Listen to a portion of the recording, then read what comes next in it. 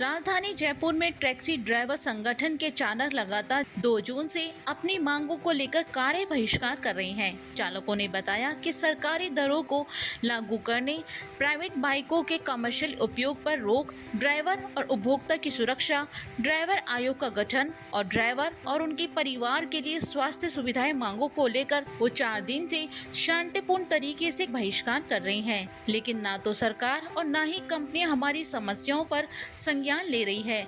लेकिन आज अगर शाम तक सरकार की तरफ से कोई सकारात्मक जवाब नहीं आया तो हमें सिविल लाइंस का घेराव करने के लिए विवश होना पड़ेगा। उनका कहना है कि हम आर पार की लड़ाई नहीं चाहते, हम सिर्फ सम्मान, सुरक्षा और न्याय चाहते हैं।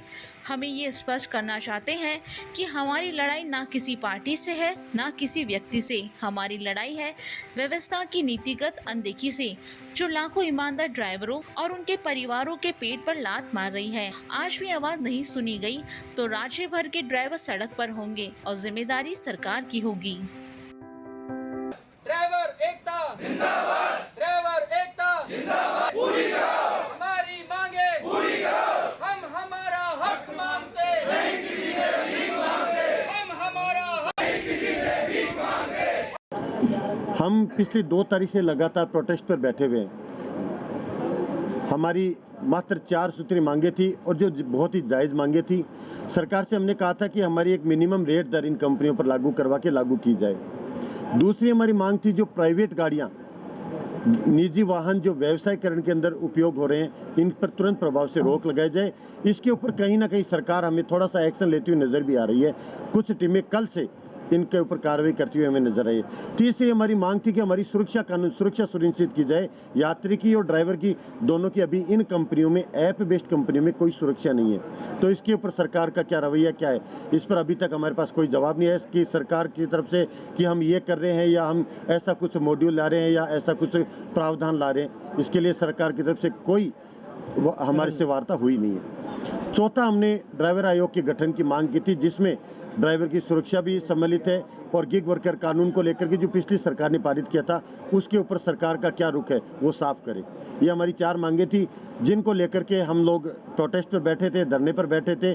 लेकिन सरकार की तरफ से अभी तक हमारे पास कोई सूचना नहीं आई, ना किसी प्रकार के हमसे वार्ता करने का प्रयास किया गया। अब हम जो शांतिप्रिय तरीके से बैठे थे, अब हमारे ड्राइवरों की सीमा है वो शांति की ख़त्म हो चुकी है। अब हम सड़कों पर उतरेंगे और जगह जगह हम चक्का जाम करेंगे और हम हमारा आक्रोश व्यक्त करेंगे। शायद शांति की भाषा सरकार को समझ नहीं आती है, तो अब हम आक्रोश का हम समर्थन नहीं करते हैं। मैंने बार हमारे भाई लोगों से ये निवेदन किया कि आप किसी प्रकार का न्यूसेंस ना करें। सभी भाई, हमारे सारथी भाई जो भी गाड़ियां चला रहे वो हमारे सारथी भाई, उनको साथ लाने के लिए उन्हें समझाएं। लेकिन क्या होता है साहब, भीड़ का नाम नहीं होता है।